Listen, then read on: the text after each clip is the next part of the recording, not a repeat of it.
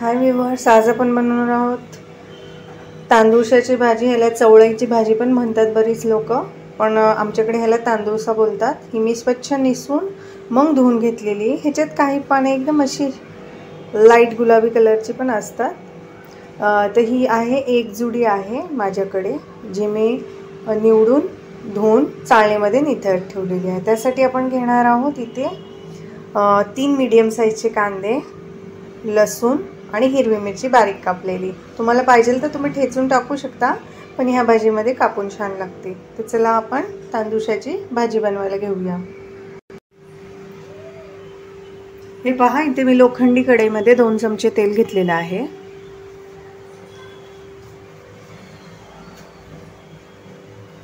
तर आपण ह्याच्यामध्ये 1 चिमूटभर हिंग टाकणार आहोत.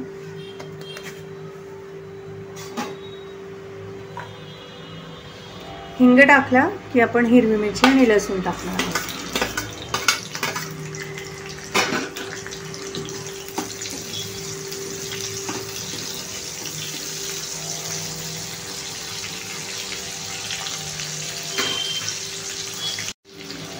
हे पहा, लसूण हिरवी मिरची छानपैकी आपली फ्राय झालेली आहे. आता आपण ह्याच्यात बारीक चिरलेला कांदा टाकूया. कांदा आपल्याला छान लालसर करायचा आहे तांदूळशाच्या भाजीसाठी. जर तुम्ही पांढराच ठेवला तर गोडसर चव येईल त्याची. कांदा छान लाल करून घ्यायचा आहे आपल्याला.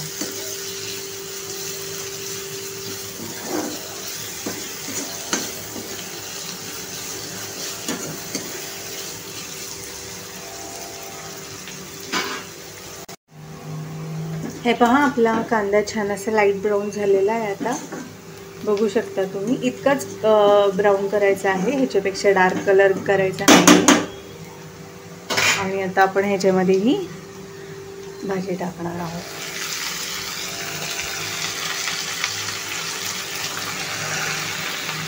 ही भाजी थोडीशी गरम झाली की आपच खाली बसेल.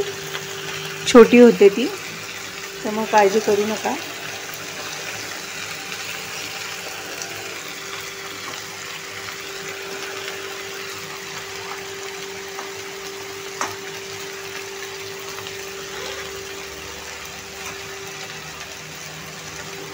थंडीच्या सीझनमध्ये खूप वेगवेगळ्या आणि छान छान भाज्या येत असतात.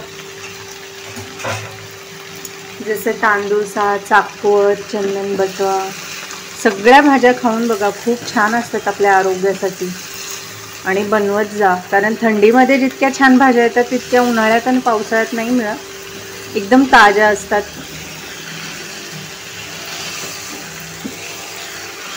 हे पहा, अशी मिक्स करून घ्यायची आहे भाजी. हे पहा, झाली की नाही बारीक.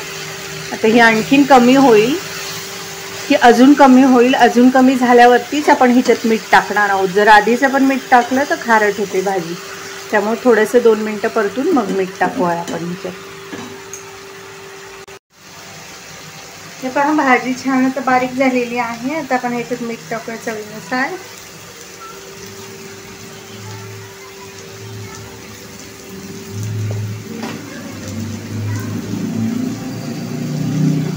आता आपण भाजी मिक्स करूया. जसं तुम्ही मीठ टाकाल ना, लगेचच ह्या भाजीला पाणी सुटतं. कुठलीही भाजी असू दे हिरवी, मीठ टाकल्या टाकल्या तिला पाणी सुटतं. आणि कधीही कुठलीही भाजी बनवताना एक गोष्ट लक्षात ठेवा की कायम हाय फ्लेमवरती बनवा, नाही तर लो फ्लेम केली ना, भाजीचा कलर पण बदलतो आणि चव पण खराब लागते. हे पहा, आता मी तुमच्या समोरच मिक्स करते. बघा किती पाणी सुटलं आहे या भाजीमध्ये मीठ टाकल्या टाकल्या.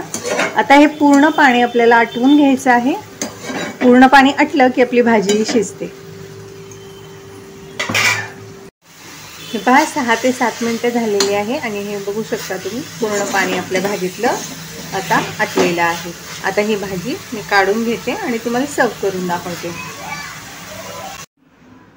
हे पहा, आपली गरमागरम तांदूळशाची भाजी तयार आहे.